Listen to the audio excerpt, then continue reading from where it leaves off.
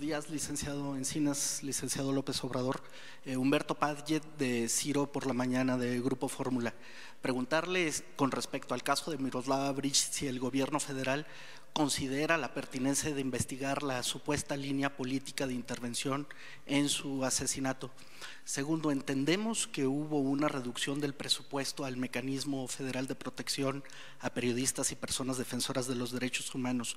¿De cuánto fue esa reducción y qué la justifica dado el caso en que se encuentra el actual estado en que se encuentra la seguridad de los periodistas en México? Anoche fue asesinado el 6º periodista de su gobierno, el licenciado López Obrador, un reportero en Sinaloa. Su cadáver fue arrojado bajo un puente. Yo quisiera preguntarle, con todo respeto, usted decía antes de ser presidente que el insulto desde el poder es una amenaza. La recurrencia de llamar a la prensa que es crítica de usted como fifí o conservadora no favorece el mal estado de las cosas ya de por sí muy descompuestas en el país. Muchas gracias.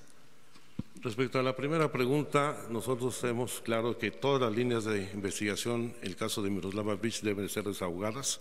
Ninguna debe quedar pendiente, independiente de que la motivación sea política o en un atentado contra el ejercicio de la libertad de expresión. En segundo lugar, no hubo un decremento del presupuesto.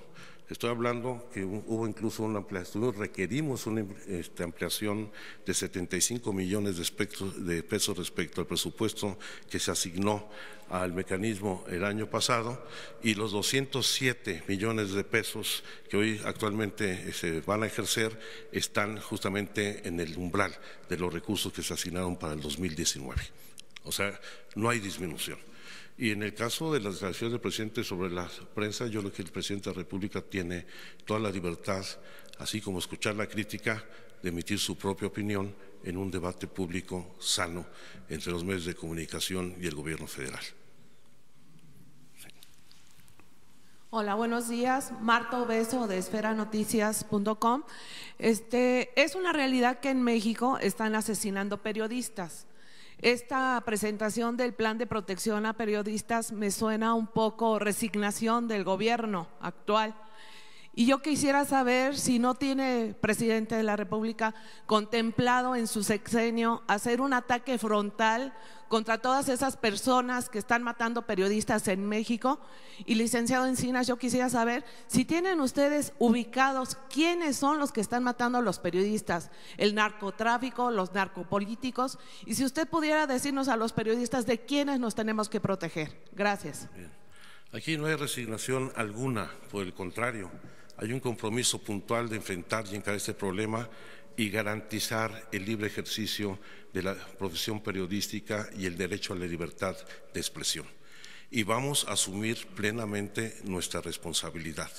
¿Quiénes son los responsables? Lamentablemente, como usted mismo señala, hay desde gente vinculada a los grupos delictivos e incluso autoridades de distintos órdenes de gobierno.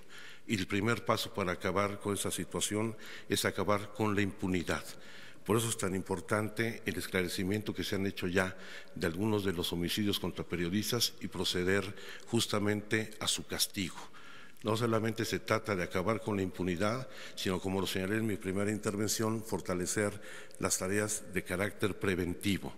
Necesitamos no solamente que se nos informe por parte de los periodistas o defensores de derechos humanos cuando consideren que existe una situación de riesgo, sino nosotros debemos de prever, y esto es algo novedoso que estamos impulsando, la identificación de situaciones de riesgo a través de fuentes abiertas o de redes sociales, donde existen ya instrumentos tecnológicos que nos permiten actuar con anticipación.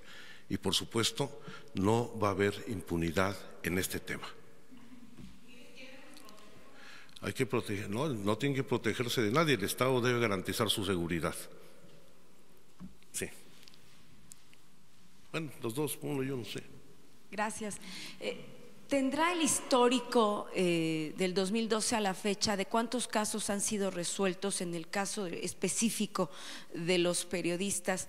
Y por otro lado, ¿este mecanismo en verdad sí sirve o no sirve, subsecretario? ¿Sea usted pues la verdad yo le pediría muchísima sensatez, porque las estadísticas, los números que estamos escuchando reflejan otra cosa.